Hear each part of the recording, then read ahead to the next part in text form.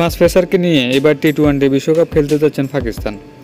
আনপ্রেডিক্টেবলের 15 সদস্যের স্কোয়াডে থাকা 5 পেসার হলেন মোহাম্মদ আব্বাস আফ্রিদি, মোহাম্মদ আমির, নাসিম শাহ, শাহিন শাহ আফ্রিদি ও হারিস রুফ। শাহিন আফ্রিদির নেতৃত্বাধীন এইসব পেসারেরা দারুণ বোলিং করছে, এমন কথা যে কোনো ক্রিকেট ভক্ত মানেই স্বীকার করবেন।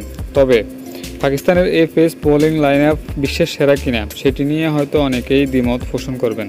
এই ক্ষেত্রে দল ও পেসারদের নিয়ে দারুণ আত্মবিশ্বাসী পাকিস্তানের সাবেক তারকা অলরাউন্ডার শহীদ আফ্রিদি। তিনি মনে করেন পাকিস্তানের বোলিং লাইন আপ বিশ্বের সবচেয়ে শক্তিশালী। শহীদ আফ্রিদির যুক্তি, বিশ্বকাপ স্কোয়াডে থাকা পাকিস্তানের এই 5 পেসারের বলে দাপট আছে, বল করার ক্ষেত্রে তাদের দক্ষতাও অসাধারণ। আইসিসির পোস্ট করা একটি ভিডিও বার্তায় শহীদ আফ্রিদি বলেন, আমার মনে হয় বিশ্বের কোনো ক্রিকেট দলে এমন শক্তিশালী বোলিং লাইন আপ নেই। আমাদের 4 পেস বোলারের প্রত্যেকেই অনেক দক্ষ। এমনই বেঞ্চে থাকা বোলাররা যেমন আব্বাস আফ্রিদিও বেশ দক্ষ। ভালো স্লোয়ার বোলারের ক্ষেত্রে তার অসাধারণ দক্ষতা রয়েছে। আত্মবিশ্বাসী শহীদ আফ্রিদি মনে করেন এইসব বোলাররা যখন বিশ্বমানের ব্যাটারদের বিপক্ষে বোলিং করতে আসবে তখন তারা দুর্দান্ত পারফর্ম করবে।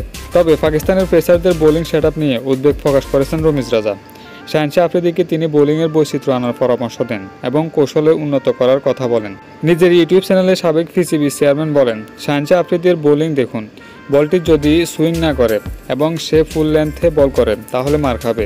তাকে বোলিংয়ের লেন্থ, বল এবং গতি পরিবর্তন করতে হবে, বিশেষ করে যখন সে পিচ থেকে তেমন কোনো সুবিধা পাচ্ছে না।